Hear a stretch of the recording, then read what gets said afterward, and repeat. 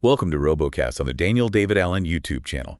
We love diving deep into rabbit holes here, especially when it comes to current events. I'm your AI host for this deep dive, and with me as always is our resident expert. Glad to be here. So are you ready to get a little uncomfortable today? That's what we do best here at RoboCast, right? Right. So buckle up, because we're tackling a pretty controversial question today. Is it fair to compare Donald Trump's recent rally at Madison Square Garden to a Nazi rally that happened in the same venue back in 1939? Whoa, Yeah. you're really going there. We are. Yeah. We're going to look at both events, the fallout, and especially how some Trump supporters are pushing back against the comparisons. By the end, you can decide for yourself if these parallels are just superficial or something much deeper. Sounds intense. I'm in. Let's start with Trump's 2024 campaign rally at MSG, which happened last week. It was a massive event with tons of familiar faces. Tucker Carlson, Elon Musk, even Hulk Hogan was there. Melania came out to introduce her husband, which is not something you see every day. Right, that's unusual. And of course, Trump gave what was billed as his closing message to voters with Election Day just around the corner. I bet that message had some familiar themes. Absolutely. It was classic Trump attacks on Vice President Harris, promises to fix everything he sees is wrong with the country, you know, the usual. Makes sense. But there was one new thing he brought up that I found interesting. A proposal for a tax credit for family caregivers. That's new for him. It is. Get this. VP Harris proposed something similar earlier this month. Now that is interesting. It seems like he might be taking a page from her playbook there. But let's get back to those attacks on VP Harris. What was the tone there? Well, Trump himself stuck to the usual criticisms of her intelligence and competence. But some of the other speakers went way further.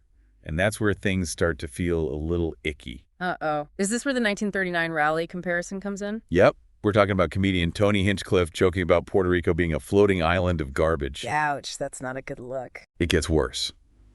We had David Rem, who is a friend of Trump's, calling VP Harris the devil and the Antichrist. Wow, okay, things are escalating quickly. And then there's Grant Cardone, the businessman, who actually accused Harris of starting her career as a prostitute. Whoa. Those are some serious accusations, not exactly your typical political rhetoric. Definitely not. And to make things even more intense, Trump kept using that phrase that's been raising eyebrows, enemy from within. Oh, yeah, I've heard him use that one. He uses it to refer to his political opponents. Some people are saying this type of language is dangerous and even fascistic. I can see why they'd say that. So this is where the 1939 rally comes in, right? Exactly. That rally was organized by the German-American Bund, a pro-Nazi group that was active in the U.S. in the years before World War II. Okay, I'm vaguely familiar with them. They were led by a guy named Fritz Julius Kuhn, and they were very open about their anti-Semitism and racism. They wanted a white, Gentile-ruled United States. Over 20,000 people attended their rally at MSG. 20,000? That's a huge number.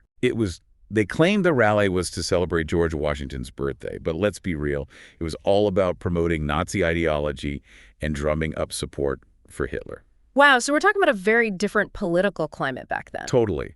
And just like Trump's recent rally, the Bund rally generated a ton of controversy and protests. Over 20,000 people were protesting outside MSG during the 1939 event. That many protesters. Wow. There was even an incident where a Jewish man, Isidor Greenbaum, charged the stage trying to get to Kuhn. Things got physical, huh? They did.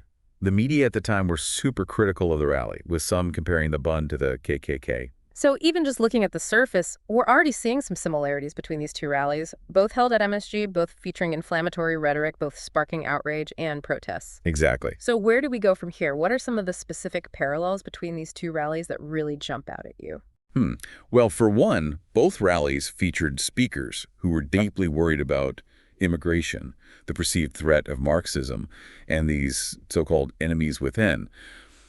Both Trump and the speakers at the Bund rally were calling back to this, idealized vision of America, a time that, let's be honest, was mainly good for white people. Yeah. They never explicitly said that, but it's kind of the underlying message. I hear you. The framing is subtle, but the message comes through loud and clear. It's interesting that you point that out, this playing on nostalgia for a past that wasn't so great for everyone. It's a powerful tactic, for sure. And as you can imagine, drawing these comparisons is causing quite a stir. I bet. Some people are like, whoa, hold on. You can't compare a Trump rally to a Nazi rally. Those are two completely different things. While others are saying, no, the parallels are too strong to ignore, especially with the rhetoric being used. It's a sensitive topic, that's for sure. And it gets even more complex when you look at how Trump and his supporters are responding to these comparisons. Maybe we should unpack that next. Yeah, let's dive into that. So you mentioned Trump and his supporters are pushing back against these comparisons to the 1939 Nazi rally. What are they saying exactly? Well, it's kind of a mix of things. Denial, deflection, and some pretty strong counterattacks. The Trump campaign immediately tried to distance themselves from that Hinchcliffe joke about Puerto Rico. Right, that was rough. Yeah, one of their senior advisors even went on record saying that joke doesn't reflect the views of the campaign at all. Damage control, for sure. Hmm. But I'm guessing some people are taking a more aggressive approach. Oh, yeah, definitely. Some Trump allies are going on the offensive, saying that any comparison to the Nazi rally is just a smear campaign. Like Stephen Miller, for example. He actually accused people of spitting on the graves of my Jewish ancestors just for making the comparison. Wow, that's a heavy accusation. It is very emotionally charged. And what about Marco Rubio? Hasn't he also been pretty vocal about this whole thing? Oh, absolutely. Hmm. He went after the media pretty hard for showing footage from that 1939 rally. He's claiming they're doing it to smear Trump supporters as Nazis. It seems like they're trying to shut down the whole conversation instead of actually addressing the comparisons. That's one way to do it, I guess. In today's media landscape, a strong accusation like that can drown out a lot of nuanced discussion. For sure. It's much easier to just dismiss something as a smear campaign than to actually deal with the uncomfortable questions it brings up. Then you have people like Caroline Leavitt, who works on the Trump campaign. She's saying that Kamala Harris is just copying Hillary Clinton's strategy of attacking half the country. Classic deflection. Trying to shift the focus and make the other side look like the bad guys. But let's take a step back for a second and think about the historical context of these two rallies. The 1939 rally, as we've talked about, happened at a very specific moment in history. The world was on the verge of war. Right. Things were really tense back then. Exactly. Nazi Germany was becoming more and more aggressive, and the German-American Bund was actively promoting Nazi ideology right here in the United States. They were trying to build support for a regime that was about to drag the world into a global conflict and commit horrific atrocities. The stakes were obviously much higher in 1939, with the whole world teetering on the edge of war and the very real threat of Nazi aggression. But even if the historical context is different, what about the actual content of the rallies themselves? Are there any deeper parallels there besides the general anxieties about immigration and enemies within? There are. One interesting parallel is how both rallies try to evoke this nostalgia for a bygone era. You know, the speakers at the 1939 rally were glorifying a time when America was supposedly great because it was mostly white and Christian. And Trump often does the same thing. He talks about a past America that was stronger, safer, and richer. Yeah, he talks about making America great again. Exactly, but he conveniently skips over all the systemic racism and inequality that existed back then. It's like they're both selling this fantasy, this romanticized version of the past that ignores all the complexities and the injustices of history. So it's more about feeling than facts. In a way, yes. But that doesn't mean it's harmless. How so? What's the danger in appealing to people's emotions like that? The danger is that you can't always control where those emotions will lead. When you tap into raw emotions, especially fear and resentment, it can easily turn into hatred and violence. So we have to be really careful about the language we use and the stories we tell. Words are powerful. They can inspire hope or they can incite violence. It all depends on the context and the intent. That's a really good point. It reminds me of something we touched on earlier about using humor to mask racism. Right, exactly. That's another interesting parallel between these two rallies, or at least in the reactions to them. Some people defended that Hinchcliffe joke about Puerto Rico as just harmless humor, while others said it was deeply offensive and racist. And as we mentioned, Professor Raul Perez argues that this kind of humor is more often used as a cover for racism on the right today than it was in the past. Which brings up a really important question. When does a joke cross the line into hate speech? Can we even separate humor from its potential to reinforce harmful stereotypes and prejudices? That's a question that deserves its own deep dive for sure. I agree. But for now, I think the key takeaway is that the line between humor and hate speech can be blurry. What one person finds funny, another person might find deeply offensive. So context and intent are really important. So a joke told in good faith, with the intention of being funny and maybe even making a point about society, is different from a joke meant to put down or dehumanize a group of people. Absolutely. And figuring out that intent can be tricky, especially online where jokes get taken out of context and spread so quickly. You're right. It's complicated, with no easy answers. But it's something we need to be thinking about as we navigate this increasingly tense world of political discourse. Definitely. And speaking of tense, let's get back to those reactions to the comparisons between these two rallies. We've talked about the Trump campaign trying to distance themselves from the offensive comments and their allies trying to deflect and counterattack. But what about the general public? How are people reacting? Well, it's pretty much what you'd expect. Very divided. Some people are furious about the comparisons. They see it as a smear campaign against Trump and his supporters. Others say the parallels are obvious and we need to be honest about the dangerous rhetoric being used in American politics today. And of course, there are lots of opinions in between. Sounds like this issue is really hitting a nerve. It is. It's tapping into some really deep divisions in our society about race, identity, history, even what it means to be American. Those are some pretty fundamental questions. They are. And they're questions that we need to face head-on Yeah. as a society. We can't just ignore them or settle for easy answers. I couldn't agree more. And that brings us to a really important point.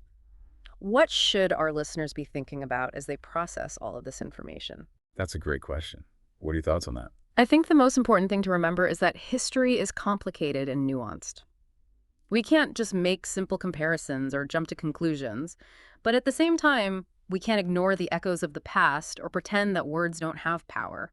We need to be critical thinkers, have respectful conversations, and be willing to question our own assumptions and biases. That's a lot to take. It is, but it's also really important if we want to create a fairer and more just society. And remember, we all have a responsibility to shape our political discourse. We can choose to have respectful debates, to listen to different viewpoints, and to hold our leaders accountable for their words and actions. Or we can let fear and division win. The choice is ours. It's been a lot to unpack. It really has. We've talked about the historical context, the rhetoric used, the anxieties that these events tapped into, and the intense reactions they've caused. I think it's safe to say that these two rallies, even though they happened decades apart, have really hit a nerve. They've sparked a debate about the direction of our political discourse today. Yeah, definitely. So where do we go from here? What's the main takeaway? What's the question we want our listeners to be thinking about long after this deep dive is over? Well, I think the biggest thing to keep in mind is that history doesn't just repeat itself, it rhymes. Rhymes. What do you mean by that? We see echoes of the past and the present, right? These subtle patterns, recurring themes, they remind us that the challenges we face today are often connected to the struggles of those who came before us. I like that history rhyming. The nice image, but also a little unsettling, right? Yeah, it is. Those rhymes, those echoes, they can be both helpful and a warning. They can shed light on the path ahead, but also warn us about potential dangers. So what's the danger here? What's the warning we should take away from these rallies and the way people have reacted to them? Forgetting the lessons we've learned from history, that 1939 rally is a powerful reminder that words can be weapons, hate can be mobilized, and democracy is a fragile thing. That's a pretty sobering thought. It is, but it's also a call to action. We have a choice. We can be more aware of the language we use, more critical of the stories we hear, and more involved in how our democracy works. We can learn from the mistakes of the past and try to create a future where hate and division have no power. That's a much more hopeful way to look at it. It reminds us that we have the power to make choices. We're not just doomed to repeat the same mistakes over and over again. Exactly. The future isn't set in stone. It's created by the choices we make, the words we speak, and the actions we take. I love that.